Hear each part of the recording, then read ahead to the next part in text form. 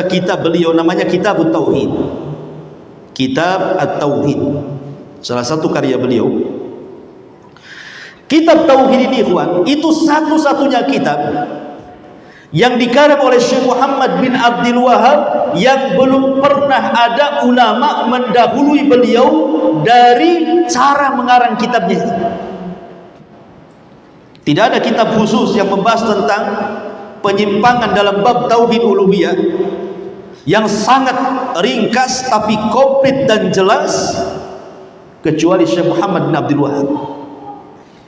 Kitabnya sih sederhana, bab, kemudian dalil dari Al-Quran, kemudian dalil dari Sunnah, kemudian asar ulama salaf, perkataan ulama salaf. Itu saja setiap babnya.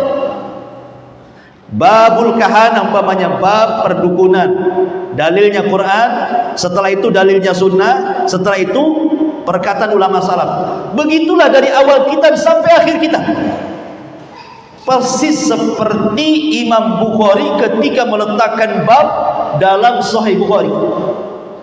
Makanya sebagian orang mengatakan bahwa kitab tauhid itu bagaikan juz'un min Sahihil Bukhari, bagaikan bagian daripada kitab Sahih Bukhari, karena secara tabwibnya sama. Bab, dalil Quran, Sunnah, perkataan ulama. Kapan beliau mengarang kitab tauhid? Ketika beliau mendakwahi orang-orang Uyainah, ketika masih berada di Uyainah, maka beliau kemudian mengarang satu kitab yang fenomenal, yang kemudian kitab itu disebut Kitab Tauhid. Karena ketika dia berdakwah di Uyainah itu betul-betul dia menghancurkan kesyirikan, kan, menghilangkan pohon-pohon yang disembah di situ, ya. Kemudian juga berusaha untuk jangan sampai ada orang yang kemudian datang ke kuburan meminta-minta, bernadar di kuburan, gitu.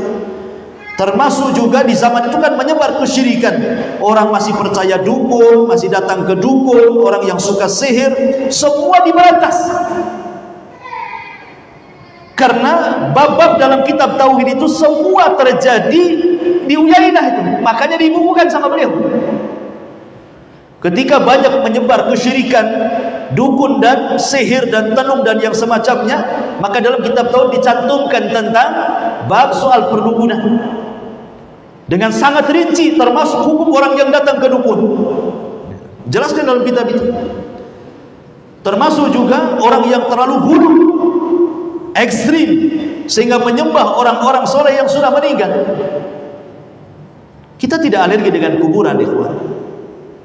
Kita disunahkan ziarah